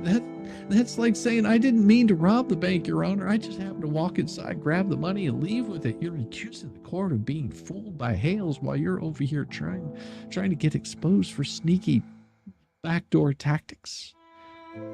Bruce, the only person being a fool here is you. Number 4, oh, I didn't fake a legal citation. You just read it wrong. Bruce, you really outdid yourself here. You fabricated a legal quote, you got caught, and now your defense is that's not what I meant. The best part of it about this is instead of admitting it, you doubled down crying that you've been practicing for 27 years and never been accused of this before. Bruce, you have been accused of this before. Do I need to quote Statewide Grievance Committee, SGC? Nobody thought you were dumb enough to do it again, and after this letter, I will be reading it again, just for shit and giggles. Buddy, this isn't a book club. You don't get to reinterpret the law like it's an abstract poem. Either your quote is real or it's not. The court knows that it's not, buddy. This isn't high school English class. You don't get to say, well, actually, Your Honor, the quote is open to interpretation. Number 5, this case has gone on too long. Shut it down before I lose even more. And here it is, the pinnacle of legal cowardice, the grand finale, the final Bubbles meltdown. Now that your stalling tactics, fake citation, manufactured arguments have all failed, you're begging the court to just call the whole thing off. Bruce, this case is still going because you keep dragging it out, pleading with the court to just shut the case down because, get this, it's taking too long. Not because his clients are innocent, not because Hales doesn't have a case, not because he's proven anything. Your clients defamed someone. They got sued. And now that you're losing, you want to pretend the whole thing was a mistake. No. Bruce wants it to dismiss simply because he's tired of losing. Bruce, you started this mess. You and your clients decided to make false statements, false claims, drag this out in court, play dirty, and now that's not working out for you, you're throwing a fit, stomping your feet, and demanding a do-over. Sorry, Bubbles, the courtroom isn't a slot machine. You don't get to keep pulling the lever until you hit the jackpot. You don't get to set the house on fire, then demand the fire department just let it burn because you're tired. Final thoughts, Bruce. The Legend of Bruce, fake case law, Matskin. Bruce, At this point, you are a walking legal disaster. Your entire strategy consists of whining, stalling, and getting caught making shit up. Now that your stalling tactics, fake citations, and your manufactured arguments have all failed, you're begging the court to just call the whole thing off. Bruce, this case is still going because you keep dragging it out. No, Bruce. You don't get to set the house on fire. And again, demand the fire department just let it burn because you're tired. You wanted this fight. Now you're getting it. Bruce, at this point, your legal career should be classified as a public comedy act. You're single-handedly proving that law degrees should come with a competency test. You don't understand jurisdiction. You decided to fight like a toddler on a sugar high, and now you're losing. You want to pretend the whole thing was a mistake. You can't keep your lies straight. You think reply all is a valid legal defense? You got caught making up case law, and now you're whining about it. At this point, you should really consider taking up a new hobby, maybe crochet, bird watching, anything that doesn't involve the law, because every time you step into the courtroom, you leave with your dignity in a body bag. And at this rate, you might as well just stop pretending to be a lawyer and just start a podcast about how unfair the legal system is for making you follow the rules. Oh, that's right. You tried that. It didn't work. Because the only thing that you've won in this case is the title of the biggest legal clown of 2025. So go ahead, file another bad motion, cry some more, file another tantrum, cry to the judge, or do whatever it is you do when you're not busy fumbling your own case into oblivion, or whatever it is you do when you're not busy tripping over your own legal incompetence. Because in the end, we're all still watching, and more importantly, we're all still laughing. Sincerely, Shizzy Wisnut, your legal daddy and courtroom Grim Reaper. Thank you. Thank you. Oh, yeah. And there it is, the tale of the day. Bubbles is making incompetent motions so he can file an appeal when he loses, arguing ineffective counsel. Responding and prove it in a second. Oh my gosh, you guys are glorious. Oh, see? Fetish for legal punishment, huh, Bruce? Yeah. Yeah, you're welcome. You're welcome. You're welcome. Bravo, bravo, bravo. Oh, wonderfully written. Thank you.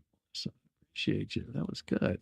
That one was a long one. Oh, but as I said, I'm going to read through this little grievance where he says, "Oh no, no, no, no, no, no! I've never, ever done anything wrong with filing shit that wasn't proper." But we have it right here. And that one,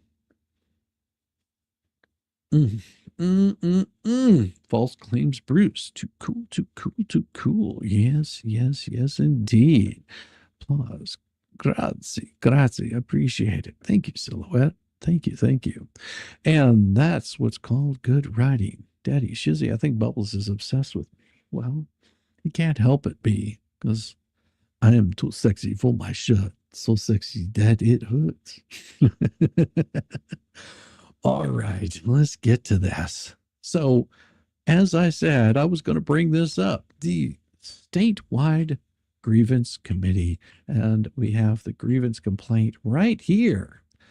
Pursuant to Practice Book S, Statute 2-35, Disciplinary Counsel asserts the following alleged allegations of misconduct as to Bruce Madscan, hereafter respondent, with his juris number. The respondent committed professional misconduct, including violation of Rule 4.4 of the Rules of Professional Conduct. Rule 4.4 provides, in representing a client, a lawyer shall not use means that have no substantial purpose other than to embarrass, delay, or burden a third person, or use methods of obtaining evidence that violate the legal rights of such a person.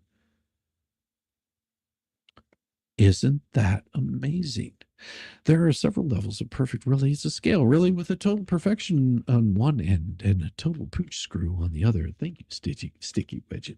So sweet. Thank you so much. Oh, chef's kiss of a letter. Sure to have old Deuce curled up in a fetal position, snotting all over himself, clutching printouts of your stream transcripts. Oh, yes, he will, I'm sure. Yes, thank you so much. So in representing a client, a lawyer shall not use means that have no substantial purpose other than to embarrass, delay, or burden a third person, or use methods of obtaining evidence that violate the legal rights of such a person. Respondent, while acting as his own attorney, mhm, in this matter, has repeatedly used means in social media, in media, in communications with the Office of Chief Disciplinary Counsel, statewide grievance committee, and grievance panel counsel that had no substantial purpose other than to embarrass and or to burden, as set out more fully below. That conduct involved multiple individuals and clearly has no substantial purpose other than to embarrass and burden those individuals. Shall I go on?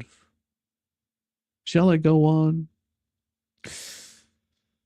Or should I read that letter out that was sent by them? Oh, thank you, JC. I appreciate it. How about we read this little letter from the grievance complaint right here? Dear Attorney Matskin, in September 29th of 2022, finding of probable cause explains that reviewing panel found probable cause of a violation on your part, Rule 1.5 of Rules of Professional Conduct. You provided your fee agreement for the panel's consideration of probable cause. That agreement consisted of several emails between you and or your office and the complainant.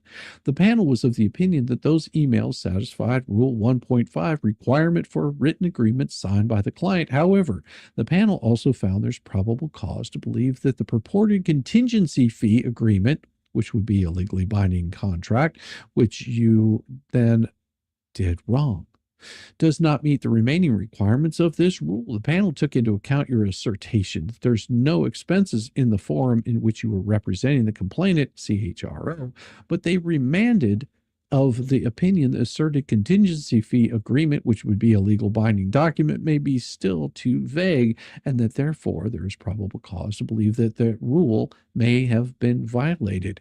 And our preview of those emails and requirements of Rule 1.5 supported the conclusion that there appears to be a clear and convincing evidence that your asserted contingency fee agreement, which would be a legal binding contract, did not contain all the requirements set out therein, and therefore violated that rule. Rule 1.5 provides, in relevant part, a contingency fee agreement shall be in writing, signed by the client, and shall state whether and to what extent the client will be responsible for any court costs and the expenses of litigation, and whether such expenses are to be deducted before or after the contingent fee is calculated. The agreement must clearly notify the client of any expenses for which the client will be liable, whether or not the client is the prevailing party. Your purported contingency fee agreement included in the record lacks any information regarding this issue.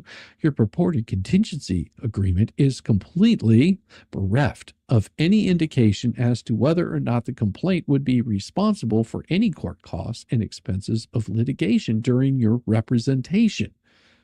As a result, your asserted contingency fee agreement does not meet all the requirements for a contingency or legal binding agreement, and therefore it violates Rule 1.5 of the Rules of Professional Conduct. Last, due to the nature of your communication with this office thus far, all further communications from this office will be in writing. Once the hearing is scheduled, we will get in touch. Amazing that Douglas H. Butler, Esquire, had to write you this wonderful piece. And so we go. First, there can be no doubt the respondent has been representing himself throughout this entire process. First, during the probable cause determination, he drafted, signed, and submitted an answer on his own behalf. Next, during the probable cause determination, he frequently sent emails to the grievance panel counsel, Gregory A. Benoit, Benoit, I think that's right, making substantive arguments regarding the grievance complaint's claims, to which attorney Benoit responded with substantive information and discussed the position of the panel with respect to the ongoing probable cause determination. Attorney Benoit also engaged with respondent in substantive discussions regarding respondent's position concerning the legal issues underlying the grievance complaint. For example, can you do that for us, Megan Fox? What can Megan Fox do for you? Super Mayor Henry just lost her re-election bid to Jason House. Oh, yeah. Oh, that's beautiful. I'll be covering that again at some point in time. There, like I said, I've got so many things because I can't wait to see her go to federal court. Ooh, that one's going to be a brutal one, too. Millions of dollars. Concerning legal issues underlying the grievance complaint. For example, on September 14th, 2022, Attorney Benoit, in response to an email from respondent, stated, among other things, that I am receptive to learning your position as to whether or not the email exchange meet all the requirements of Rule 1.5. Respondent continued to represent himself even after probable cause was found. That email is part of the record in this matter. Moreover, in addition to the over 70, now you hear this, right? The over 70 substantive and advocative emails respondents sent to the Office of Chief Disciplinary Counsel between October 13th, 2022 and late January 2023, when Attorney Rinaldi filed an appearance on respondent's behalf. Respondent has since sent an additional 40 or so substantive and advocative emails to the Office of Chief Disciplinary Counsel. Clearly, respondent has been acting as his own attorney throughout the entire disciplinary process. This is a fact he admits readily in his July 22nd, 2023. Are you catching this? Are you catching this, Megan? Because this is something you might want to know about Bubbles, that he has been chastised by the court. And guess when this case ended? Guess when the last hearing was on, whenever they made their finding? Guess whenever he got himself in trouble? Guess when he was sanctioned? You'll never guess. You'll never guess when he was sanctioned there. Among other things, that his counsel appeared, in addition to myself, confirming that he has been, still was, and would continue representing himself in this disciplinary proceeding. See Exhibit 1, respondent in July 22nd of 2023, emailed to ODC. As a result, the conduct alleged hearing was conducted, respondent engaged in while representing a client himself. In short, he has been and continues to be a pro se litigant in this matter. Therefore, Rule 4.4 applies to the conduct alleged that underlies these multiple offenses of alleged attorney misconduct. And here's the citation. As you can see, the rules of professional conduct apply to attorneys whether they are representing clients or acting as pro se litigants, unless the language of the rule or its relevant commentary clearly suggests otherwise. 1. As discussed below, many of these emails were also sent to statewide grievance committee personnel as well, several of which are appended as exhibits to the filing. Moreover, the not a populous court continued, it's well established that the rules of professional conduct bind attorneys to uphold the law and to act in accordance with high standards in both their personal and professional lives. Statewide Grievance Committee versus Egerbaran, and then it gives some citations. Whether an attorney represents himself or not, his basic obligation to the court. In the following multitudinous ways, it is alleged respondent, while acting as his own attorney, violated Rule 4.4 by using means that had no substantial purpose other than to embarrass and or burden other individuals. So he does this over and over and over. Yes, Princess Bride is one of the best movies of all time.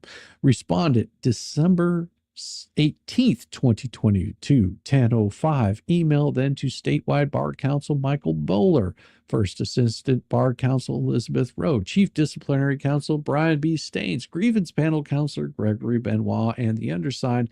Copy appended as exhibit, in which the respondent stated assistant chief disciplinary counsel Douglas A. Butchler did clearly explain his right as ACDC to go fishing for misconduct. As an attorney remains the same, he is an officer. The court disciplinary proceedings not only concern the rights of the lawyer and the clients, but also the rights of the public and the rights of the judiciary to ensure that lawyers uphold their unique position as officers of the court. An attorney must conduct himself or herself in a manner that comports with the proper functioning of the judicial system. Citation omitted, certification denied. Also see these particular statutes. Has not raised the grievance or PC report, thus his demand to see my current CT contingency fee agreement, to which I promptly within 5 minutes responded. Respondent's December 21st, 2022 Facebook post, copy appended as Exhibit 3, discussing his grievance, in which responded, A, including a link to the undersigned LinkedIn's profile, page 1, respondent stated, referring to an allegation of misconduct, that the undersigned was making up the charge.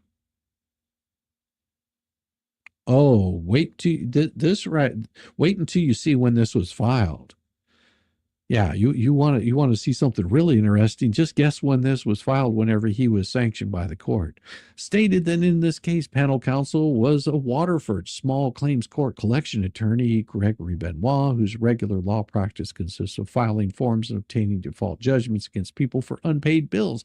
My practice is ensuring victims of employment discrimination are able to pursue justice regardless of whether they can pay large upfront legal fees. And then respondent's December 22nd, 2022 email to then statewide bar counsel Michael Bowler, chief disciplinary counsel Brian B. Staines, an undersigned, copy appended as Exhibit 4, in which respondent stated, as you all know, Mr. Butler is literally making up language to change the meaning of a rule to support a charge he invented that was not part of the grievance, and in fact, on which the PC panel explicitly said it was not issuing PC. I want to see you guys guess the date that this actually finished. This is the bar complaint from Connecticut. Oh no, Sharon. This right here is what their determination was from that bar complaint.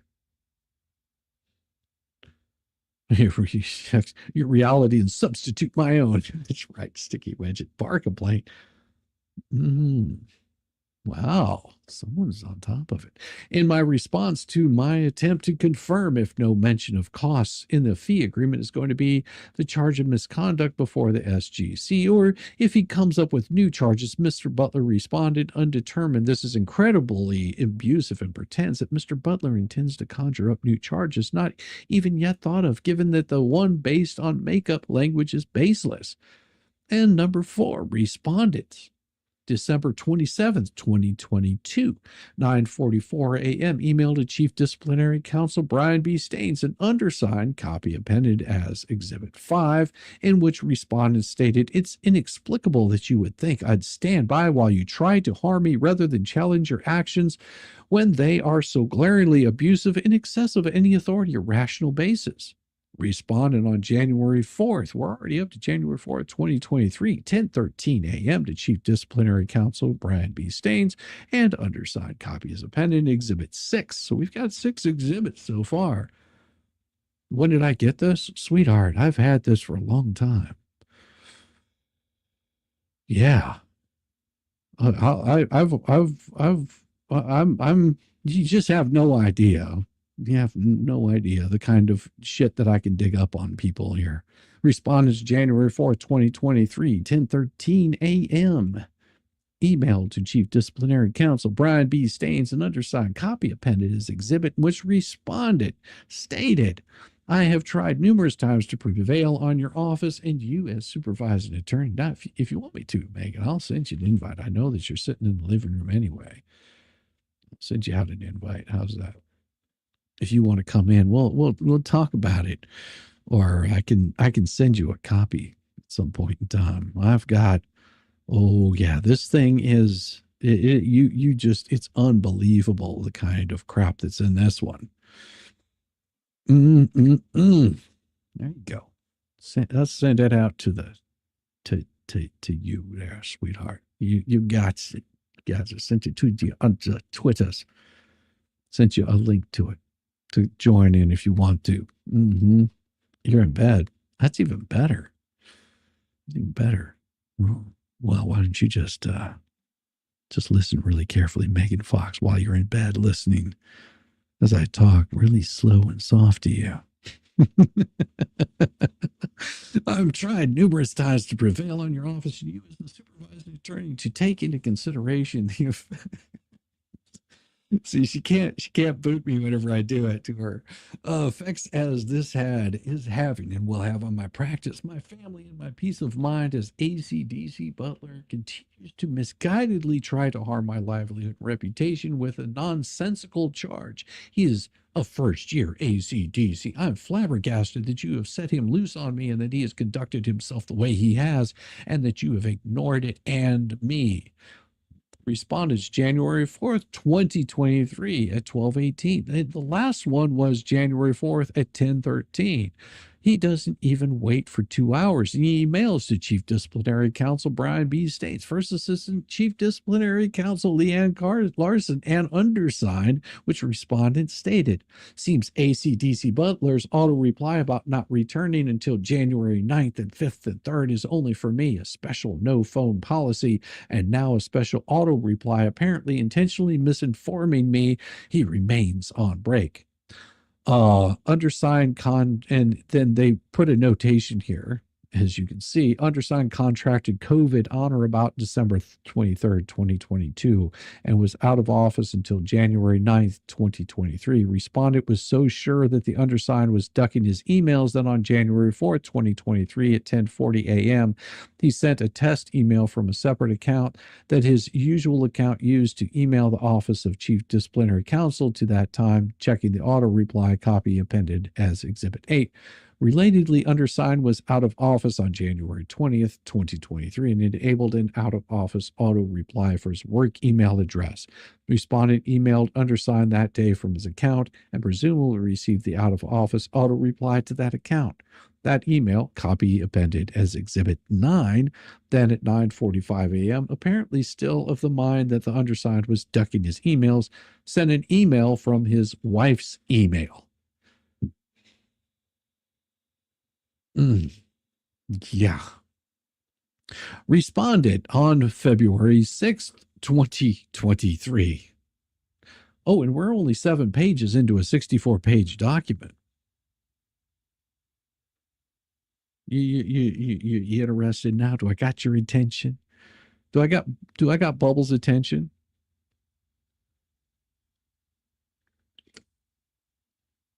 I think I'm going to need more alcohol if I want to get through this one. Ooh, Lord Almighty. Holy crap. Why is a band writing legal briefs? Wouldn't you like to know?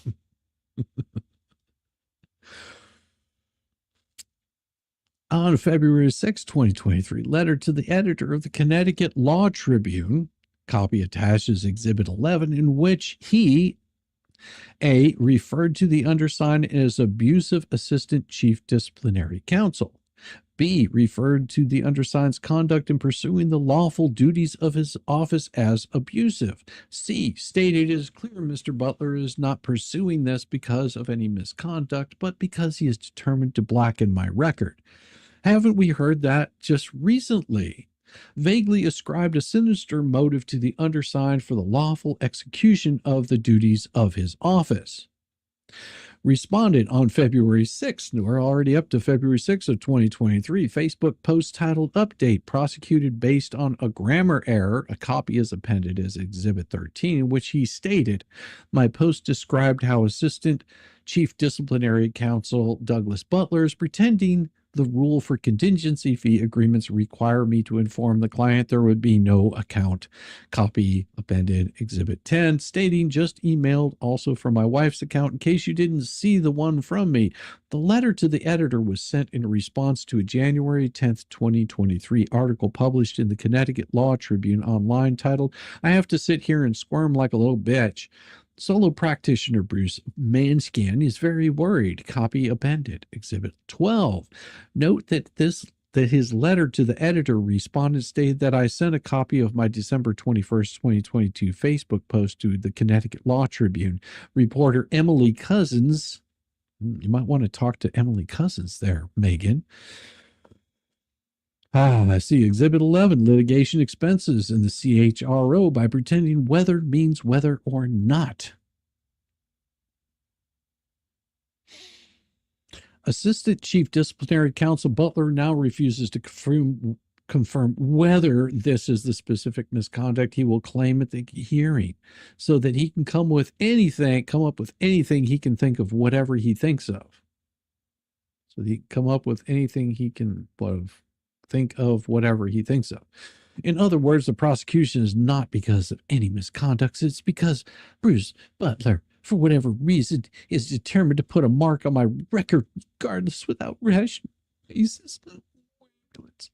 Assistant Chief Disciplinary Counselor Butler is abusing his authority by refusing to specify the factual basis of any charge against me because there is no procedure to stop him from employing such tactics to maximize the stress, time, and expense for me in this desperate attempt to get me to agree to some outcome he can claim vindicates him.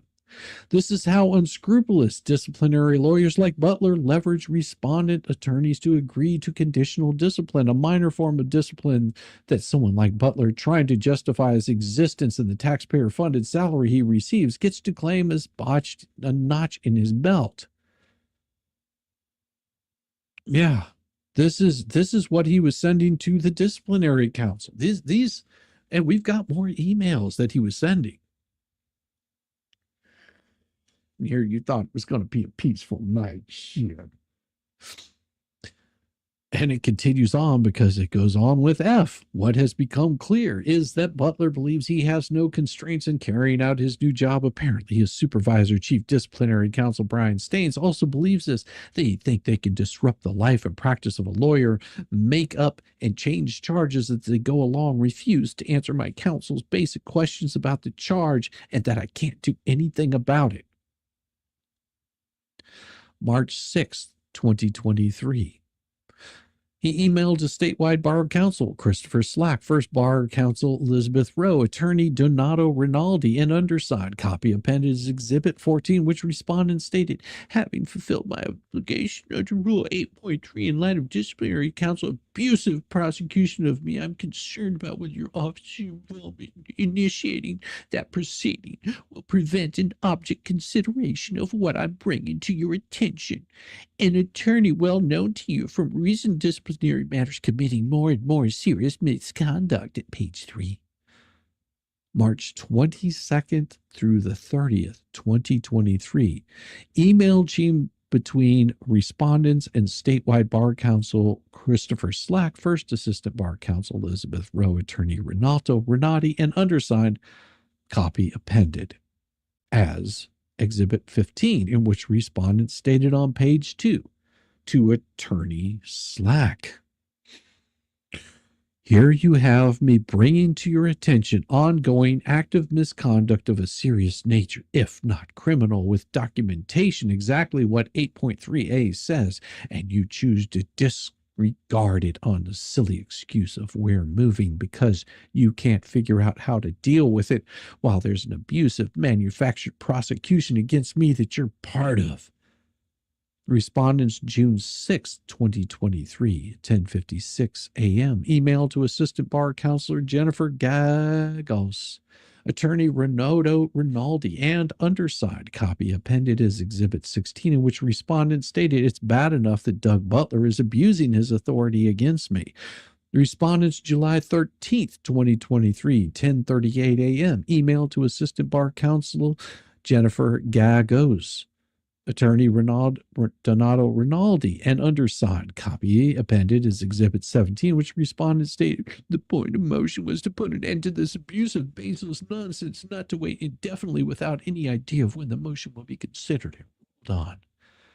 Respondent's conduct in each and every occurrence detailed in each paragraph and subparagraph set out herein is a separate and distinct violation of Rule 4.4 of the Rules of Professional Conduct. Respectfully submitted, Office of Chief Disciplinary Counsel. On August 3rd, 2023, this was mailed to all attorneys. Douglas H. Butler. These are all the emails. And those, I'm not going to go through these because these are all the emails. If you put this into consideration, I'm on page 12. This is the whole of the findings on it. Persecution complex. Yes, Megan, that's exactly it.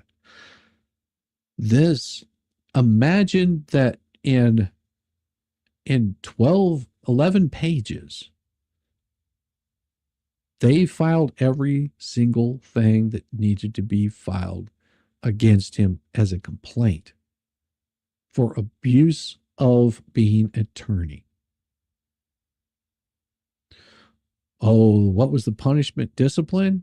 Oh, wouldn't you like to know that one? You just have to wait for another day on that. This right here is still ongoing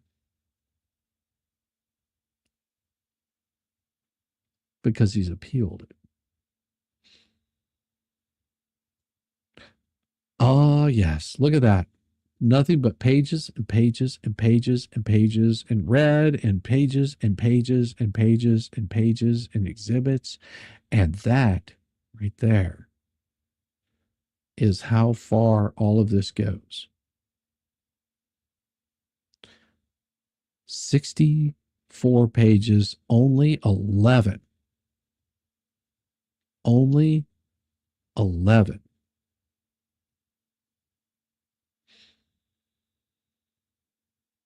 Of it was the actual file, and the rest of it is exhibits. Yes, I am an absolute tease. You know that I am. I will tease you all night long and taunt you endlessly. Still ongoing. Isn't that interesting? Well, it's only because it's under appeal. He's filed an appeal. Oh, yeah. Like I said, there's more for tomorrow. There's more for tomorrow.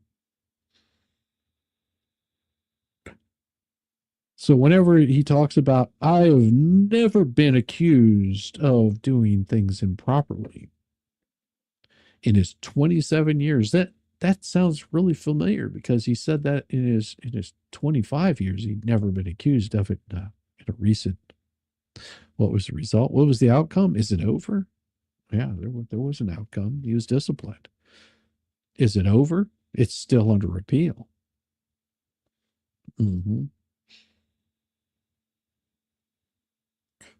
It's going to be very interesting whenever somebody opens up their email tomorrow morning and sees that. That's going to be pretty darn interesting. And if you pay attention, this particular letter right here was dated just in December 19th of 2022. Now, what was it supposed to be? Now I've got you guys interested. Now I've got you thinking. I know something that you don't know. And let the speculations fly.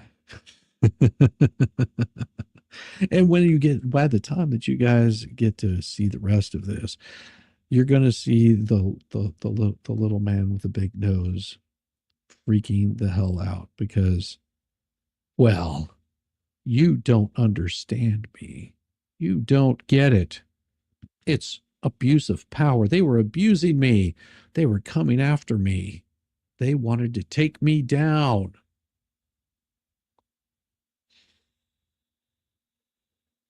Don't call us. Don't call us at the end was perfect. Oh my God, you're so mean. Yes, I am very mean. I am a tease like you've never met before. I'm an absolute tease because now I'm going to have you guys like scouring all over the place. You're going to be like, where the hell did this come from? My God, this is why you do all that research. This is why you do the research. This is why you spend hours and hours on the interwebs and you find things and you don't realize what it's going to be. You don't realize what exactly it's going to be whenever you find these kinds of things or where they fit in with it. And then whenever you figure out where they fit in, you go, oh crap, maybe I should show this. Leaving a bro hanging. Yeah, that's all I do. That's all I do. I just leave you hanging, but I will leave you with some wonderful music, some great laughs, some fun tunes. Everybody have a wonderful, wonderful evening, and I will definitely be seeing you guys tomorrow morning, bright and early. Oh, God, I got to be talking about the news, hanging out with the PJ Media crowd, talking, showing off their stories. Luckily, I have a great, great time with that. Everybody have a wonderful night. We will see you tomorrow. Peace, y'all.